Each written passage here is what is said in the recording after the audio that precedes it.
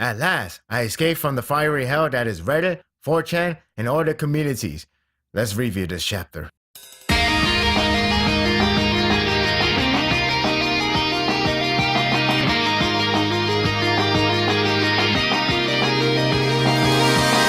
A new year should begin with promises, even if some will continue to be a downward spiral trend.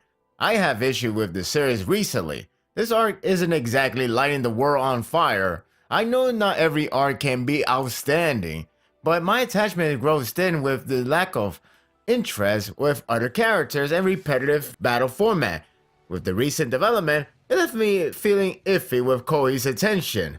But with chapter 213, perhaps something good will come out of it. With Hellboy-esque character about to chat with Deku, maybe this year will be a sign of hope. After reading this chapter, all of my worries are confirmed. It's rather disappointing that former Hellboy-esque One For All user hasn't much to say outside of exposition on what Deku has unlocked, and more to come. He basically has a design and nothing else. You don't get any more of his personality, which seems promising from the last chapter. It doesn't help that he was fading away as soon as the chapter began.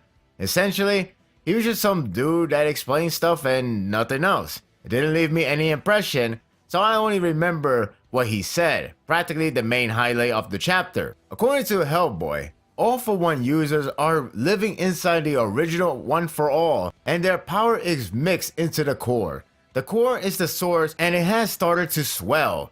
In other words, One For All is growing. This would explain why this hasn't happened with All Might, though it's more of a convenient timing with Deku being the current user. I still don't get why All Might doesn't know about it. It still comes off as a convenient fill-in to expand Deku's skill set.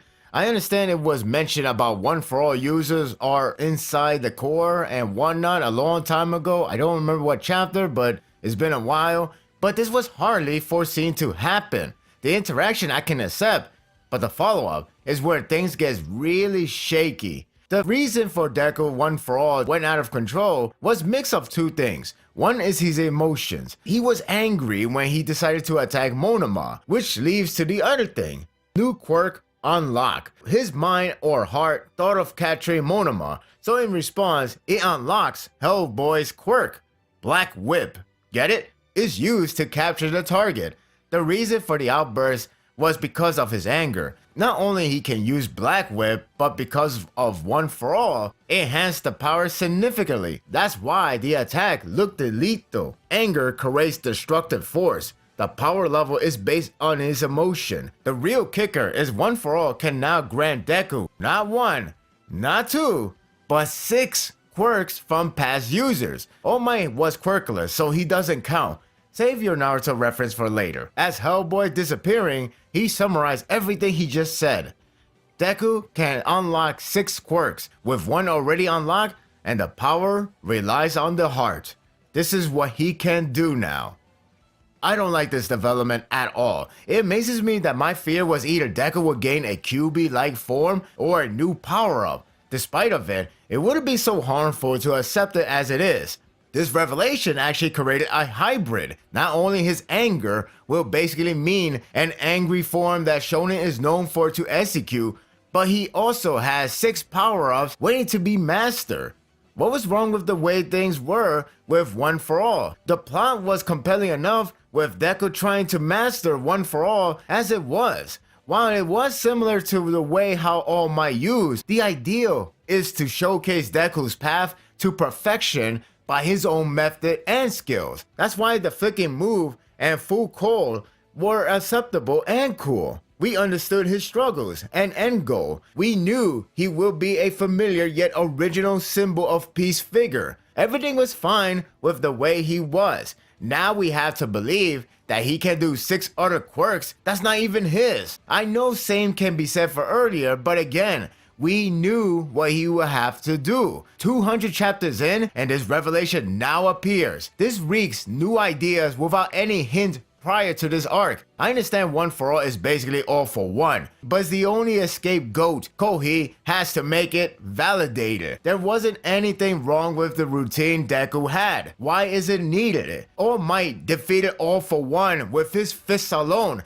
Nothing screamed, oh crap, if only All Might has more quirks than simply punch really strong. I assume that means by default, Shigaraki will be incredibly overpowered that somehow will require Deku to use all quirks. You may be wondering, but it's better than just punches and kicks. If you like the fact he has more options, that's fine. My problem is, Koei lacks creativity within one style. I recently saw the new Dragon Ball movie. What stood out to me is choreographed and creative use of their skills. That is basically a blast, yet it still appeals to me. It's why Dragon Ball remains strong.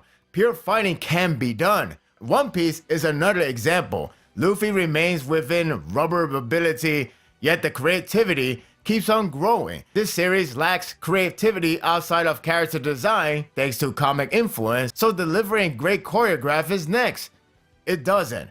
Instead, it's a new power-up to escape creative thoughts. Now we know that he can unlock other quirks. It's only a matter of time when it will be used when it is necessary. In other words, plot convenient. The anime at time made me sad to see how things were back then. When it comes to emotional conflict and raw strength of a person, Culture Festival arc has Deku overpowering Gentle. Now, he somehow unlocked the use of other quirks for preparation of plot convenience. It doesn't help that it centers around his emotion, so I'm expecting the power of love nonsense to happen one day. On top of that, this shonen trope could have been ignored. I know Deku would become stronger than everyone in the class soon, but it was intriguing to see the learning process. Now, he has way more arsenal than necessary, which eventually places him in the overpowered stage. That's why Shoto has flames that can be worse than Endeavor, and Bakugo continues to be overpowered with no losses. Everyone else, aside maybe from Tenya, a huge maybe from Tenya,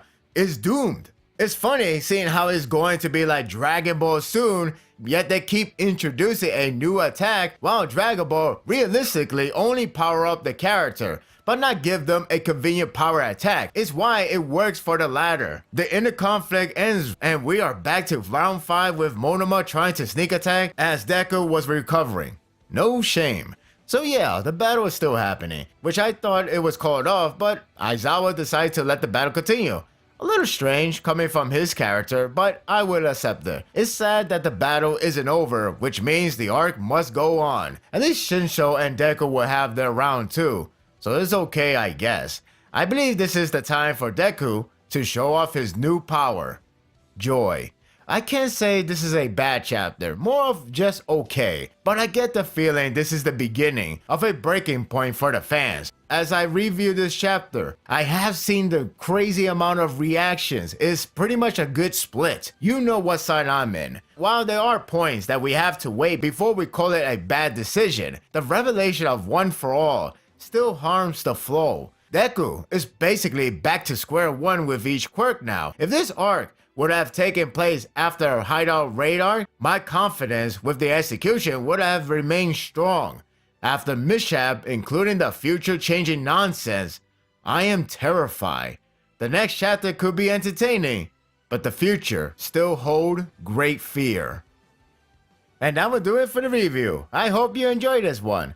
Boy, this chapter really split the fan base. I mean, it is pretty bad. It's like walking through the fire building, you know, that meme image. This is hard to take it in. I know there's a lot of assumptions that we should not jump to the gun, and that's understandable. However, my points still stand. I feel this is unnecessary, despite if there is a little foreshadow or a little hint here and there. It's more of a case like, you could do that, but the question is, must you?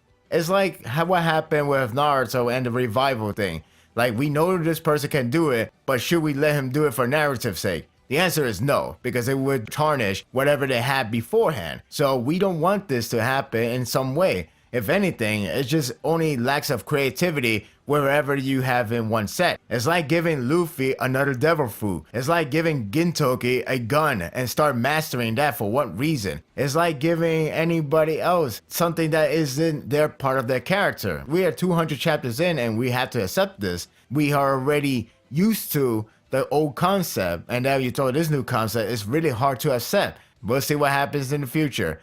What do you think of this chapter? This is very controversial as I see it right now. Very polarizing if anything. Share your thoughts on this chapter. If you like this and want more of this, subscribe to my channel, and my world will be yours to stay. Until next time, take care.